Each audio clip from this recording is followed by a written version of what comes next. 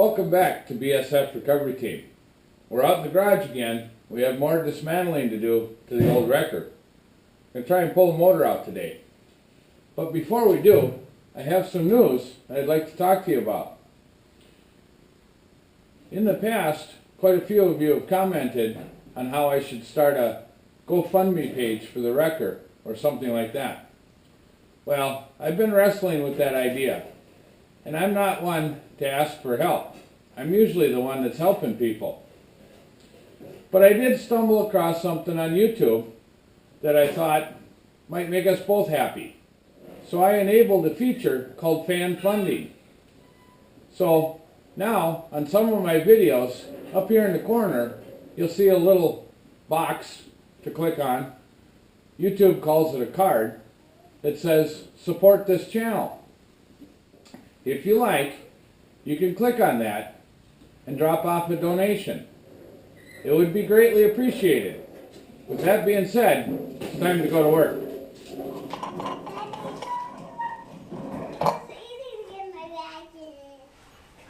One of the first things we're going to do here is take off the hydraulic pump.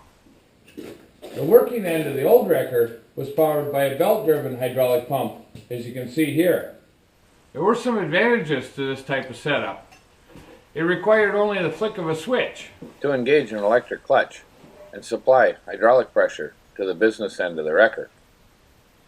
But there were also some disadvantages. Namely, this pump was noisy. I don't know if it was because it was mounted higher than the reservoir and had a tendency to get air in the system or cavitate, or it was just simply wore out. But either way, we have to take it off before we pull the motor out. The new truck has a different hydraulic system. It's PTO driven, off the side of the transfer case. There are some advantages and disadvantages to that system also. The advantage is it's a married unit, it's mounted lower than the reservoir, so priming the system is not a problem. But the disadvantage is that it's driven off of the transfer case, which means that the driveline or the transmission has to spin the gears in the transfer case. So in order for the hydraulic pump to supply hydraulic fluid pressure when the truck is stationary, the transfer case has to be shifted into neutral so the truck doesn't move, and the transmission shifted into gear. That's a lot of messing around. I'm not sure I'm going to like that system, but we'll give it a try anyway.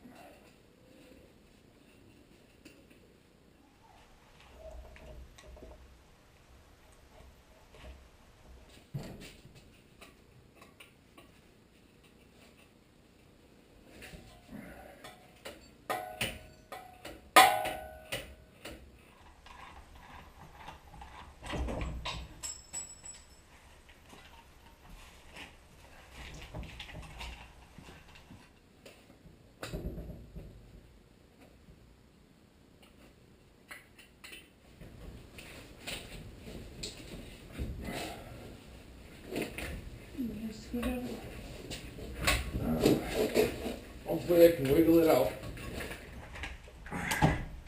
It is a hose barb, so it's kind of...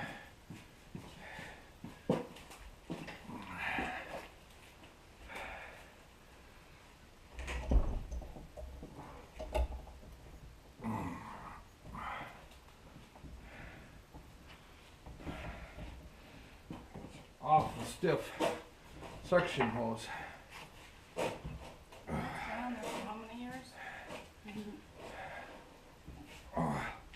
I had it off when I switched motors.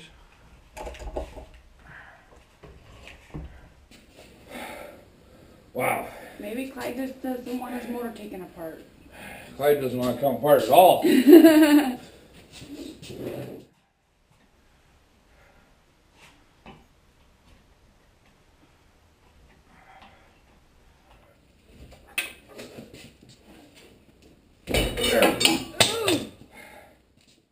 After the hydraulic pump was removed, it was time to remove the power steering pump.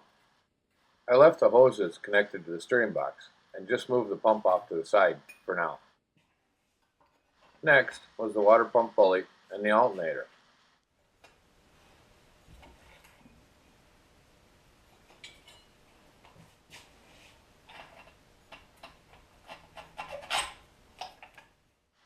Oops, forgot the main battery wire.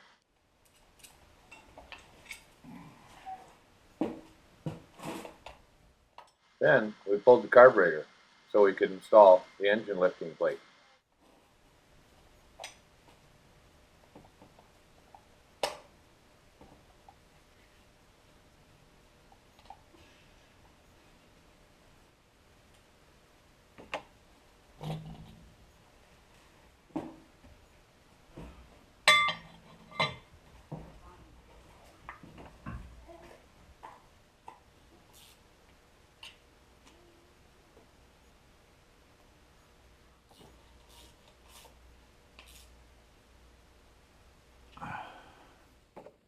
Next were the headers, because they won't fit through the frame rails when they're attached to the engine.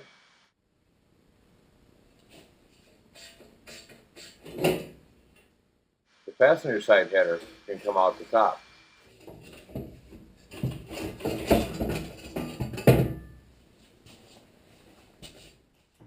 But the driver's side header has to get fished out the bottom.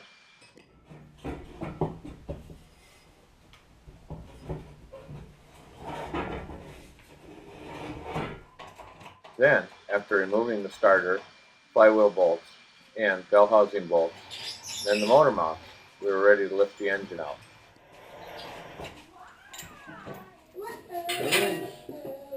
Everything's loose. Oh, I thought you had motor mount bolts in here. I just took them out.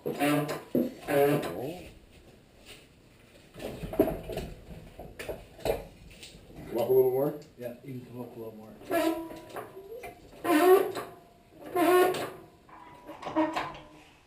Ready? Yep.